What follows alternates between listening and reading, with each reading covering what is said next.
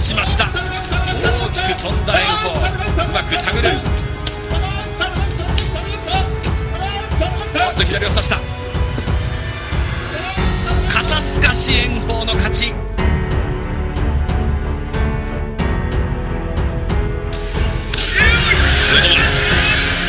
差しに行くと江ノ島。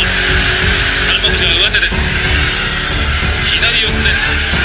豊ノ島はここからすくい投げもあります。じっくりもろ差しを狙う豊ノ島。回しが切れた。さあここからどうする。下がれた。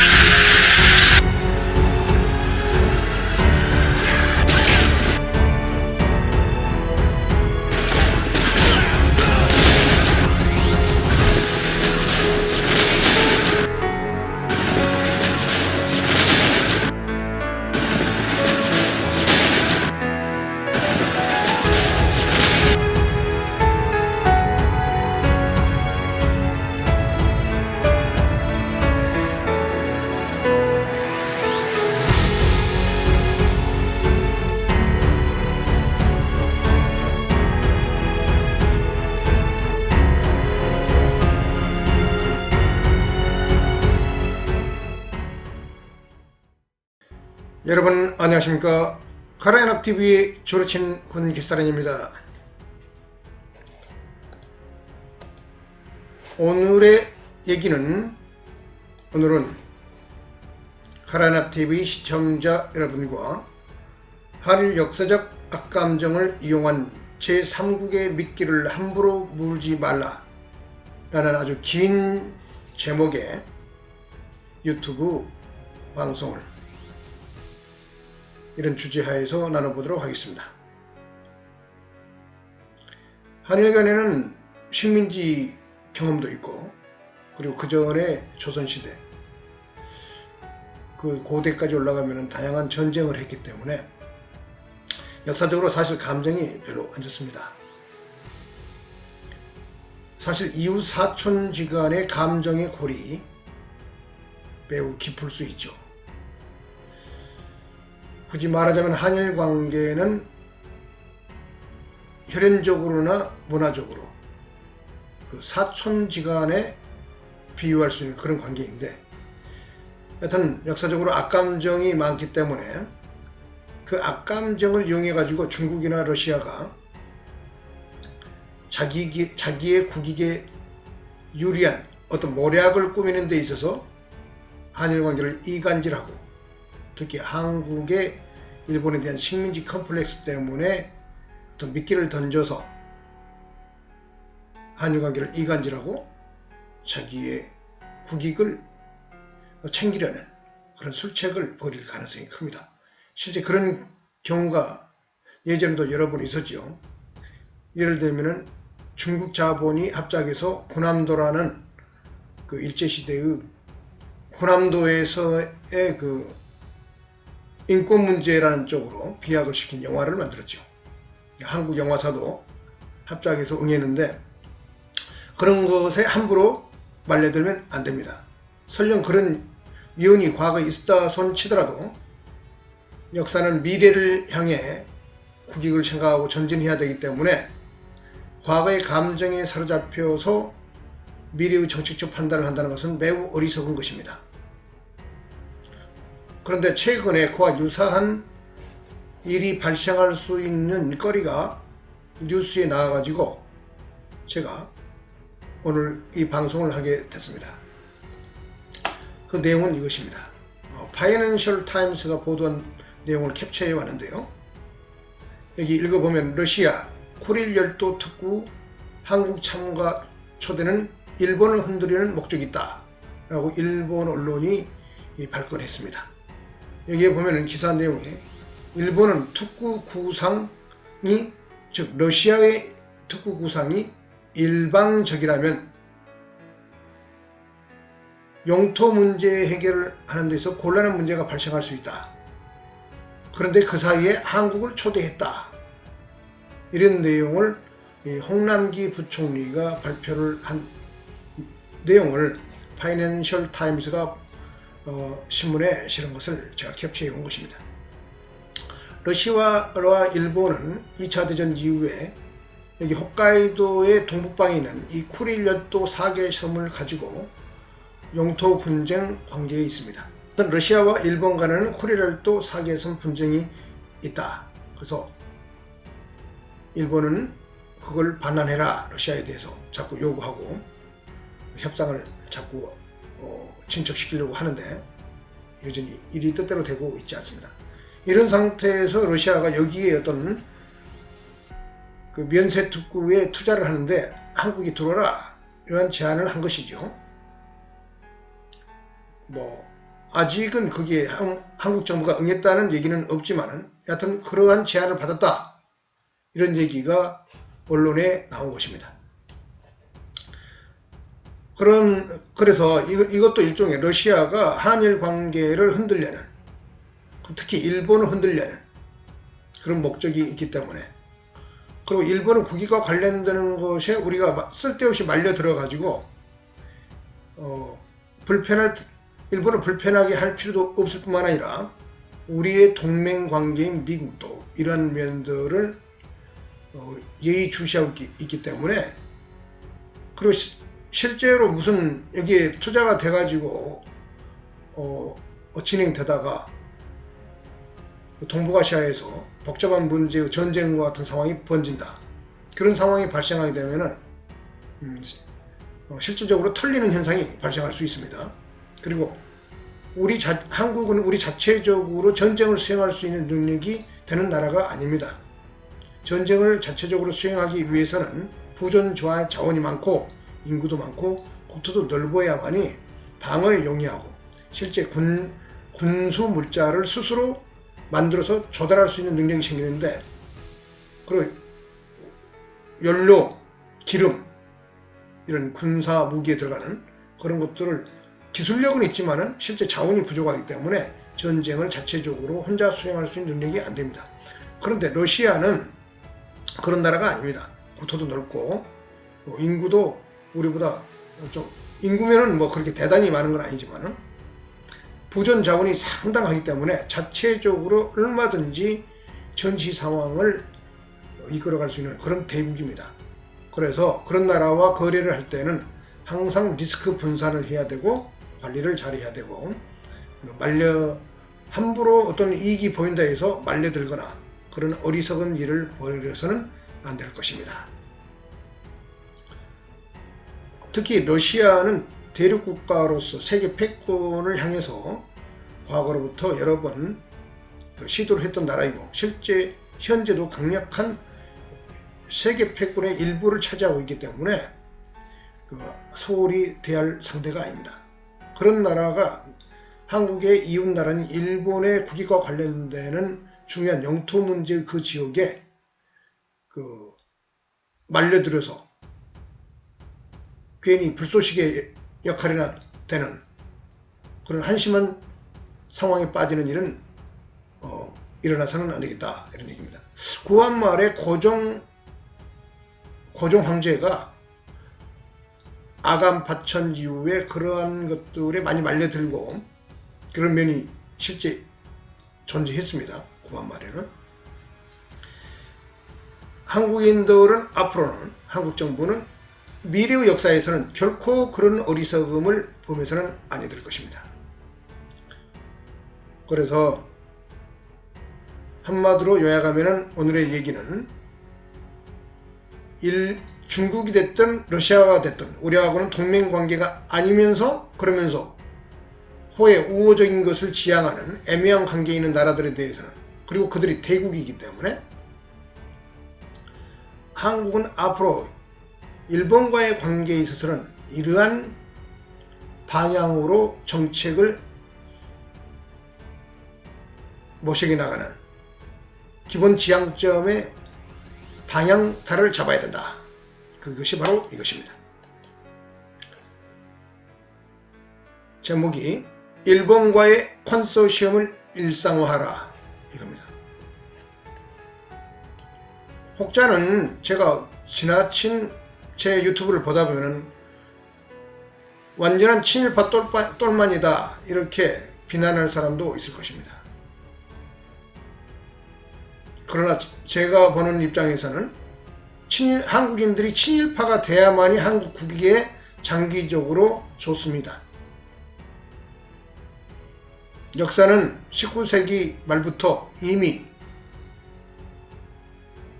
그쪽으로 방향타를 틀었습니다. 한국인들은 해양 세력화하면서 일본과 하나로 묶였을 때 세계체제에서 미래의 희망이 보인다. 그건 19세기부터 그 방향타의 그림이 나왔다 이겁니다. 중국이라는 대국의 중심부에서 언저리를 맴도는 그 주변부 한반도, 그래서 중화에 시달리는 그런 2000년, 거의 3000년의 역사의 그 굴레를 벗고 새로운 변수인 서양 세력이 등장함으로 인해 가지고 세계 체제는 또 다른 힘의 세력 균형의 그 변수로 새로운 변수가 작용함으로 인해 가지고 특히 시간과 공간의 어떤 혁명, 속도 혁명이 동반됨으로 인해 가지고 한국은 이제 전통시대의 지정학에 매몰될 필요가 없는 그런 상태로 바뀌었다. 그리고 오늘날은 그것이 한층 더 발전된 단계로 진행되어 있다. 구한말에는 그걸 잘 따라잡지 못했지만은 이제 한국은 그렇지 않다. 그래서 이미 방향타는 한일 관계가 미래에 하나로 묶여서 나가야 된다. 이 그림을 우리는 그쪽으로의 관성을 지금 훈련하고 있는 중이다. 그렇게 한국인들은 이제 받아들여야 됩니다. 그래서 일본과의 관소시험을 일상화하라. 이번에 러시아의 그런 제안과 미끼에 한국 정부가 어떻게 대해할지는 아직은 모르겠지만 어떻게 됐든 간에 앞으로도 그런 일이 중국과 러시아로부터 그런 제안들이 많이 올 것이고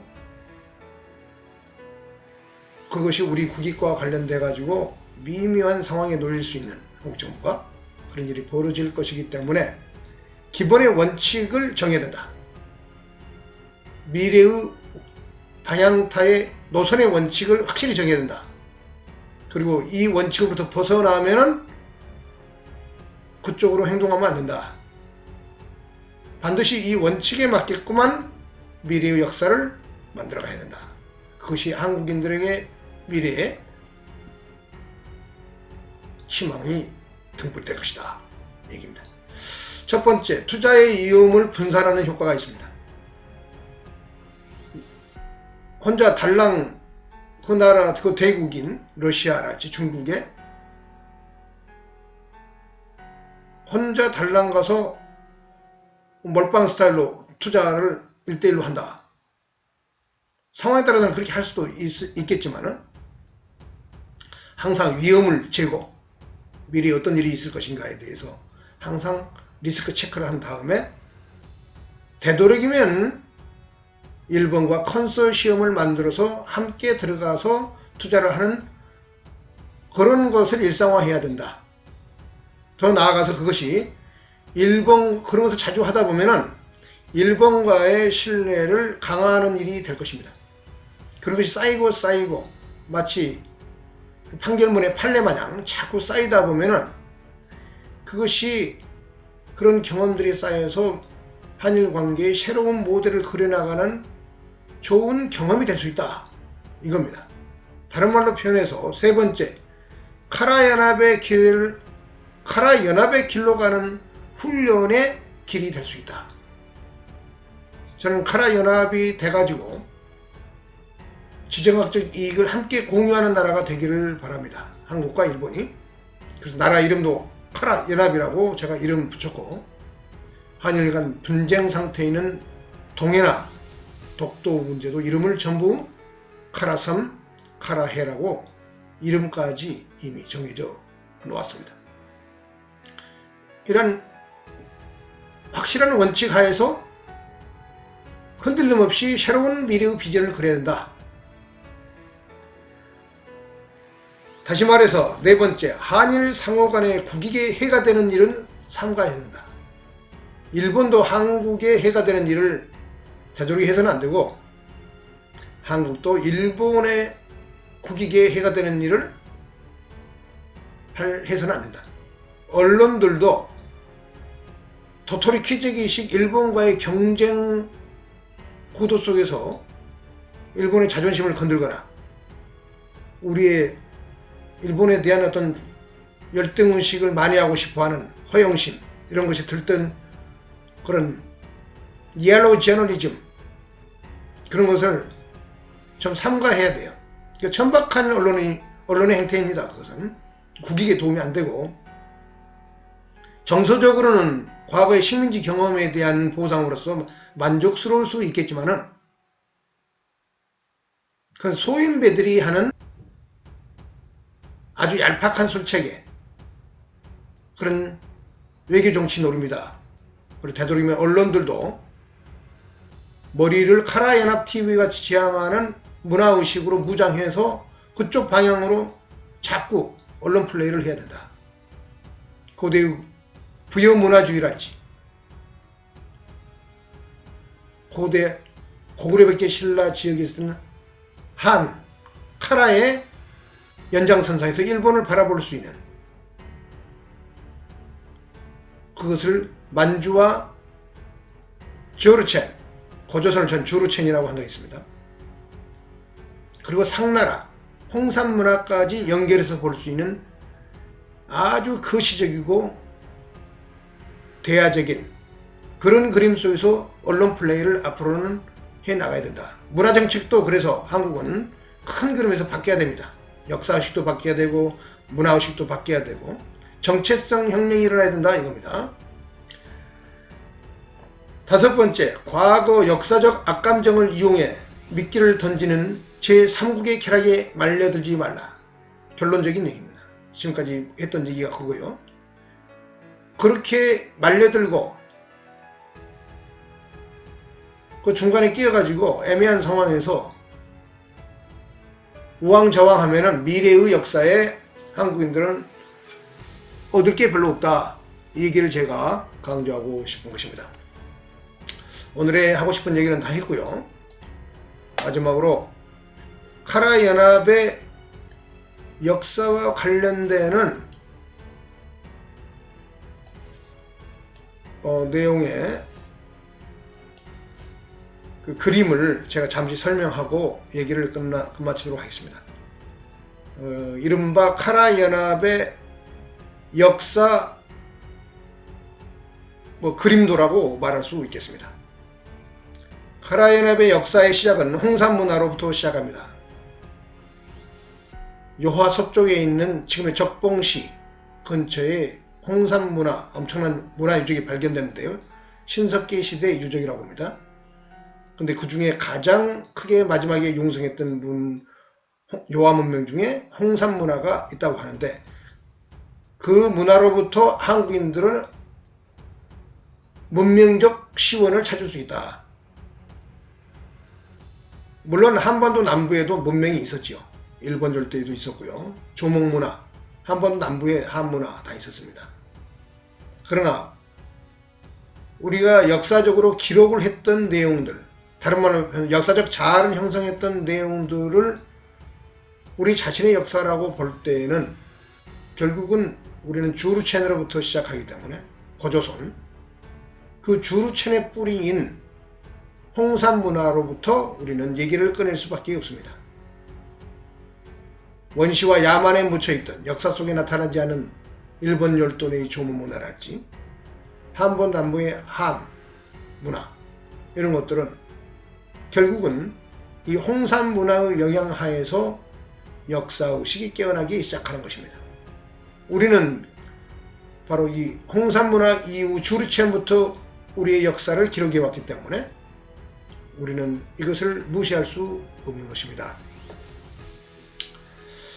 그래서 홍산문화에서 중심이고요. 자, 한국의 역사로 이게 연결될 때는 카라, 먼저 카라를 얘기 꺼낸 이유는 한반도가 실제적으로 카라의 기초를 두고 그 실제적인 역사를 만들어 왔기 때문에 그 토대 문명 문화가 한입니다. 한. 변한 마한 변한 진한할 때 그 한이죠. 그것을 그 중에서도 카라를 가장 소국이었던 약했던 카라를 약한 자에게 어떤 인센티브를 주기 위해서 그 나라 이름을 선택한 겁니다. 카라. 그래서 카라 예람이 된 거예요.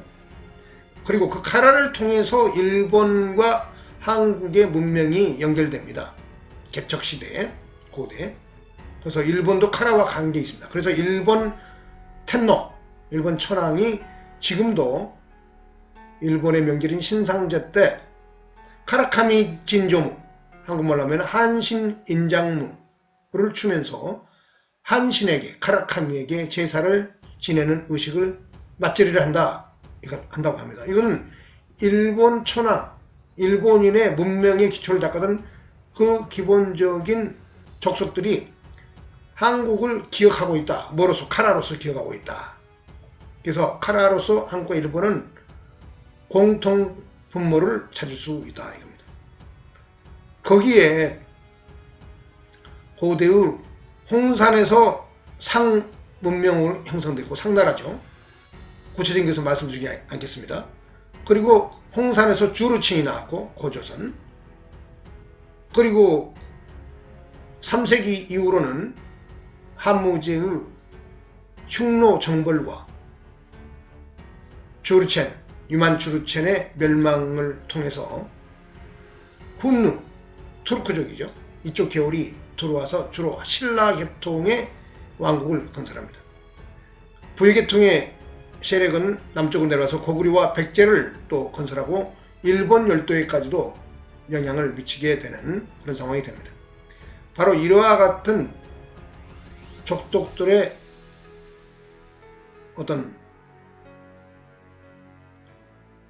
짬뽕, 좀 거친 말로 말해서 그 섞어진 유전체의 결과물이 나중에 형성된 고려지요.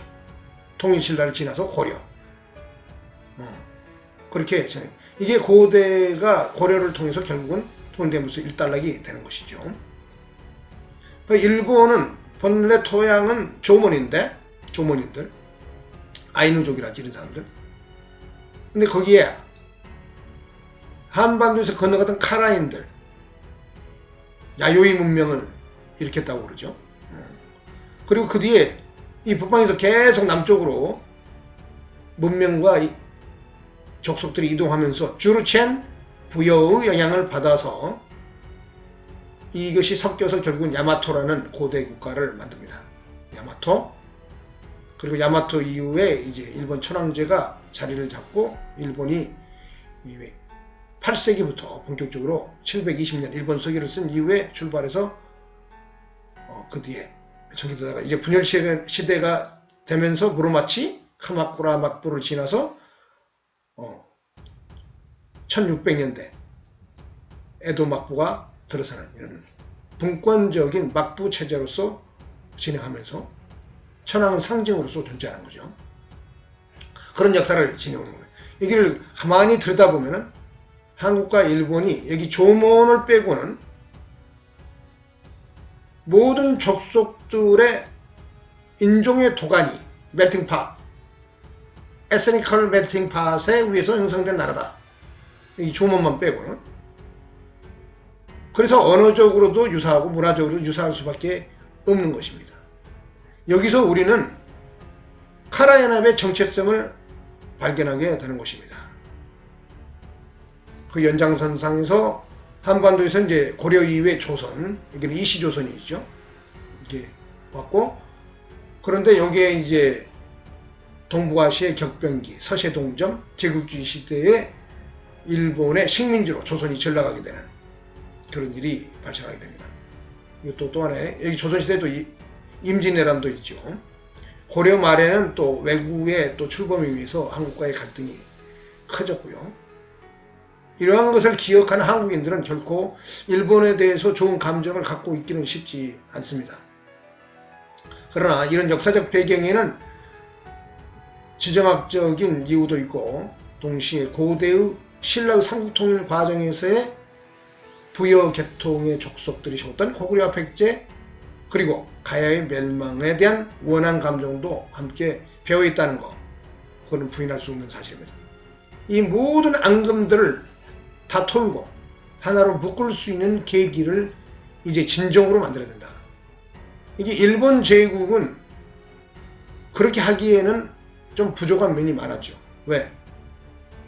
일본이 일방적으로 한반도를 식민지에서 지배했기 때문에 한국인들이 자존심상, 정서상 용납할 수 없는 체제인 겁니다. 그래서 이 체제를 보다 발전적으로 미래의 그림을 그린 게 카라 연합이다, 이렇게 보면 되겠습니다. 일본 제국이 이제 분열해서 미국에 의해서 태평양 전쟁에 피하게 되니까 일본, 대한민국, 그리고 조선인민민주주의공화국, 이렇게 조선이죠, 북한, 이렇게 나누는데, 남북한이 통일이 되고 나면은 이제 일본과의 카라 연합을 만드는 게 고대의 원앙과 그 다음에 우리의 본래적 뿌리인 홍산으로부터 출발했던 모든 문화적, 문면적 역량의 일체성을 자아의 정체성으로 획득하고 카라 연합을 형성해야 된다. 카라 연합은 카라와 부여 문화주를 섞은 것이다. 남방에는 카라가 있었기 때문에 한, 마한, 비난, 진한, 여기로부터 변해서 백제, 고구려, 신라가 백제, 가야, 신라가 서는 거죠. 그리고 이 문명과 또한 크게 결합했던 세력이 북쪽에서 왔던 부여 세력인데, 부여 세력의 상징인 고구려는 바로 이 삼조를 상징하는 거고, 그래서 그 부여계와 한계가 결합을 해서 오늘의 한국인을 형성했다. 그리고 일본인도 마찬가지로 그렇게 형성된 것이다. 일본어도 그런 측면에서 보면 일본어가 한국어의 심한 사투리 정도로 보이게 되는 것입니다. 그래서 카라 연합의 국기는 이런 식으로 일장기와 태극이 반반씩 섞여서 이렇게 돌아가고, 이게 태극 모양처럼 삼조고가 휘몰아치는 이 역동적인 국기가 미래의 카라 연합의 국기가 되겠습니다.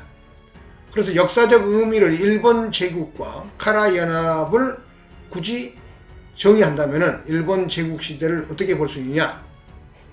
근대화와 탈봉건의 서막이었다. 근대화와 탈봉건의 서막. 근대화, 일본 일제시대의 근대화를 우리가 부정할 수는 없어요.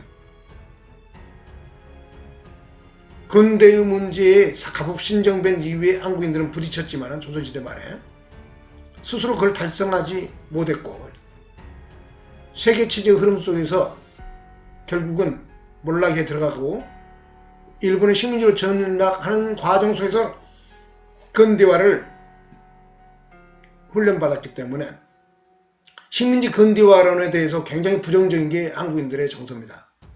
그렇지만은 진실은 진실대로 인정해야 됩니다. 근대화는 근대화였거든요.